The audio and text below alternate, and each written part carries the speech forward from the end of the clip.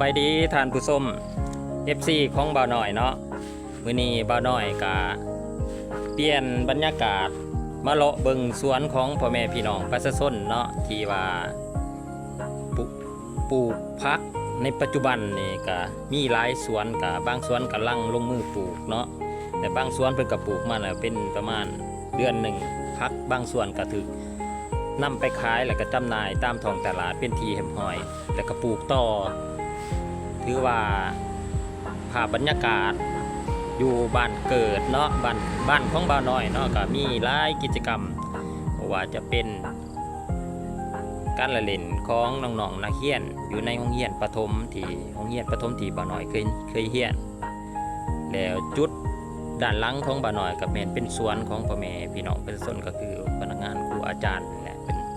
เลิกจากเวียกงานเพื่อการเฮ็ดการเกษตรเฮ็ดการกสิกรรมเนาะเพื่อเสริมรายได้ซึ่งเป็นอีกทางเลือกหนึ่งในการเพิ่มพูนผลิตผลสร้างความอุดมสมบูรณ์สร้างรายรับเข้าสู่ครอบครัวเอาเป็นว่าไปติดตามเบิ่งภาพบรรยากาศสวนผักที่บ่าวน้อยจะนำเสนอเลยว่ามีสิ่งใดน่าสนใจมีผักหยังแน่ที่ว่าเพิ่นปลูกในฤดูกาลนี้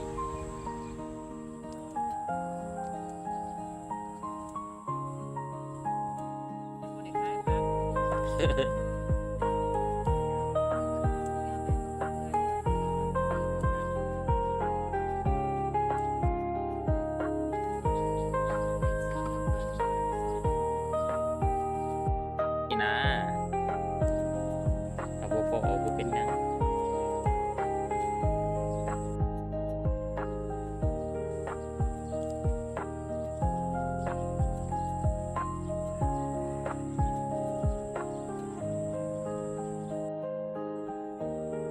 ลกหญ้าลกหยัง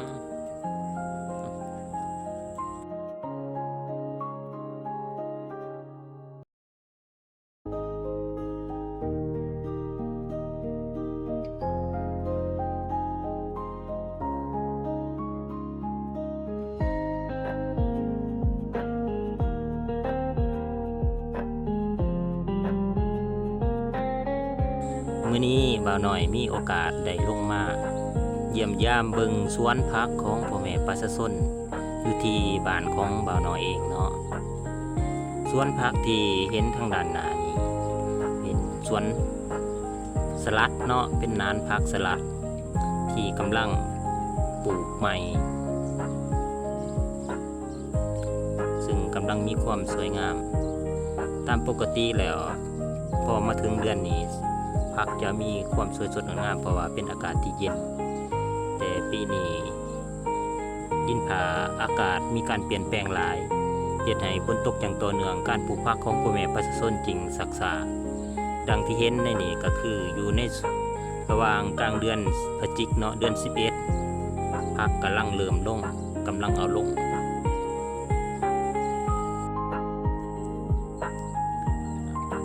เอาเฮาก็เฮ็ด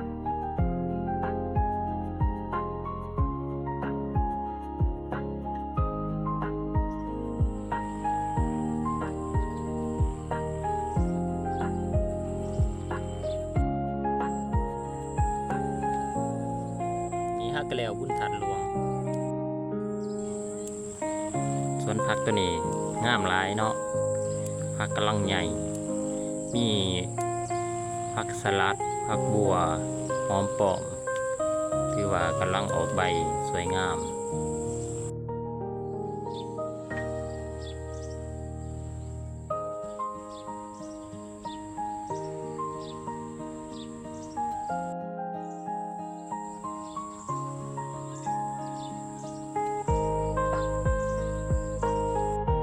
เป็นสวนแบบผสมผสานเนาะพ่อแม่พี่น้องมีผักหลายชนิด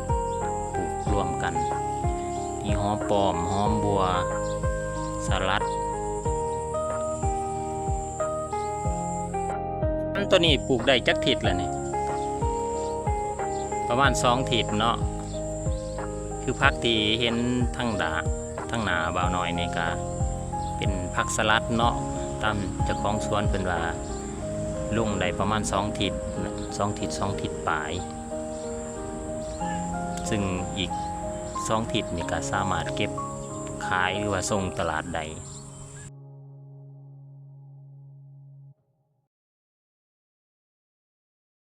ตัวนี้ก็เป็นหอมลาบเป็นกำลังปลูกกำลังติดหากเกี่ยมออกหาก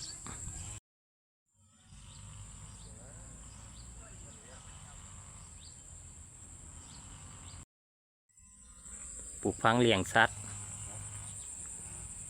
การขายแม่ค้าเศร้าขายหนึ่งก็ดีคือกันตัวนี้เป็นผักบัวหัววะบัวหัวเนาะตัวนี้ว่าออกใบดกดีบรรยากาศย่ำแรงเนาะแต่เว้นกำลังจะตกดินพ่อแม่พี่น้องถือว่าก็สวยงามอย่างหนึ่งบรรยากาศอยู่ตามหัวตามสวนตัวนี้ก็เป็นต้นมังหงเนาะถือว่าออกหมากดกดีพี่น้องต้นมังหงนี่ในงาเพิ่นแตกออกมันก็เป็นหมากคือกันถือว่าดกเนาะเป็นจำนวนหลายเกือบ20 หน่วยพุ่นแหละประมาณ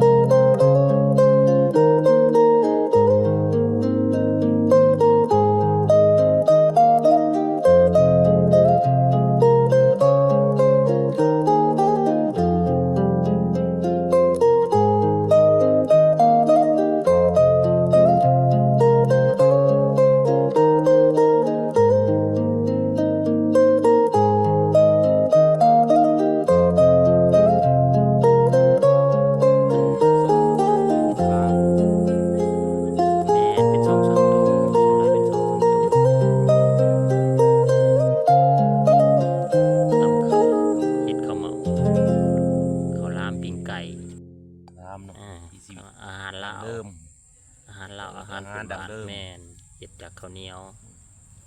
เฮ็ดง่ายกินง่ายส่วนผสมกับข้าวเหนียวผสมน้ำกะทิใส่ไม้เปาะหรือว่าไม้ข้าวหลามพิเศษมันก็